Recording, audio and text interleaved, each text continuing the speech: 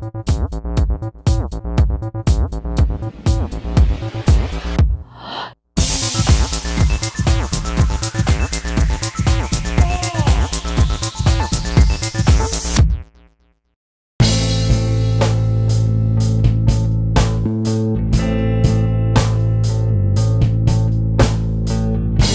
biggest obstacle has been my social anxiety.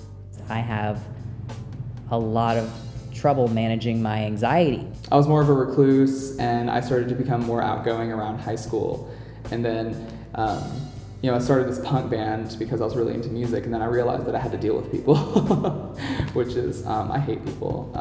And I found out that I can't really hide for that long. I can't really hide aspects of myself. I had this whole aesthetic where I was trying to be kind of like an FTM pinup boy, and then dropping the FTM label because it no longer fit me.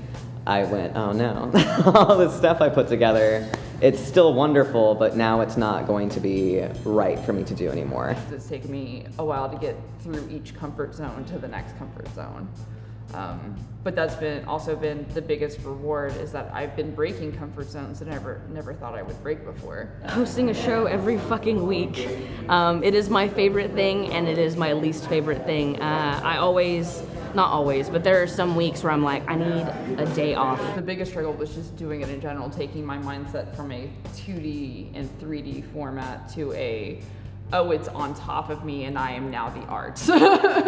What do you mean I'm the art now? I think the more real obstacles have been my own burnout, my own self-doubt when it comes to am I doing the right thing, am I making the right decision, especially when I have to make hard decisions, which happens a lot. I had to be completely on my own, and I packed up and I just moved to Dallas with the clothes on my back and also my drag bag. And I ended up sleeping under my friend's sewing table for a while, and then I ended up, living across town in South Dallas and trying to just earn my way into something that I could call home. I didn't feel like there was very many people out there like me. Having to develop a thick skin was a hard learning curve for me.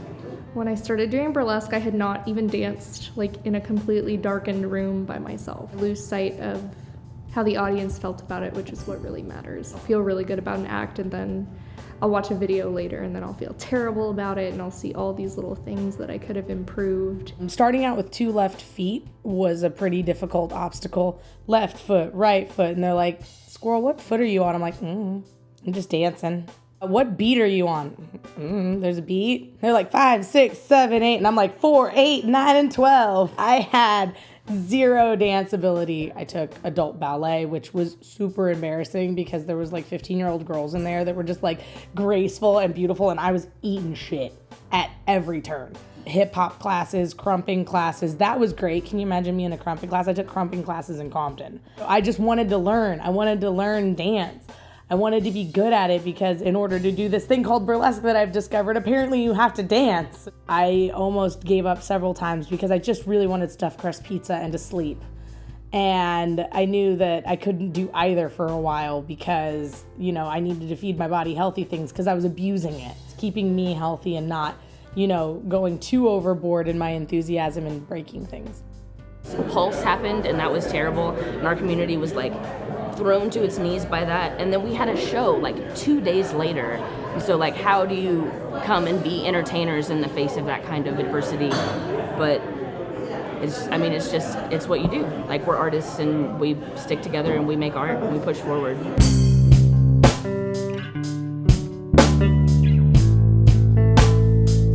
What are people's perceptions of me, and do they matter? If my therapist heard you ask me that question just now. A lot of people kind of have this misguided notion about burlesque being sleazy or dirty, or people think my life is glitters and stars and orgies and stuff, and I'm like, that's just on the weekends.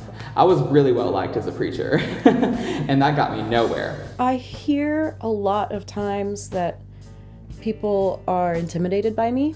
Of course, I read my Instagram comments. People think I'm gross and disgusting and all. It's just strings of comments, people writing angrily in other languages about man or woman, disgusting. I'm very much authentically myself off stage and on stage, And part of that for me is being really brutally honest about things.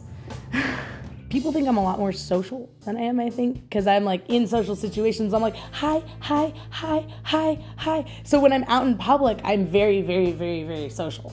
But whenever I get home, I am like no pants, carton of ice cream, watching Big Bang Theory. I want everyone to like me. I want to go out and I want to do a good job, and I want everyone to have fun, and I want everyone to like me. There comes a point where I'm like, I don't care.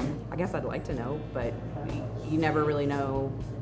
Like, people have all kinds of reasons and motivations behind what they express and what they don't express. Yes, it matters, because I'm in the business of entertainment, and I'm in the business of other people's opinion of me. So I think there's some people that it does matter what their opinion of you is. Peaches Christ, she said that there are people you have to keep doing what you do and use that energy to seek out other people who will appreciate what you do and create a cult around that. And that is more gratifying than being liked for something that you don't really want to accomplish in life. People can think whatever they want. I perform. If you want to watch, that's a lot of fun. And if you don't, well, fuck off.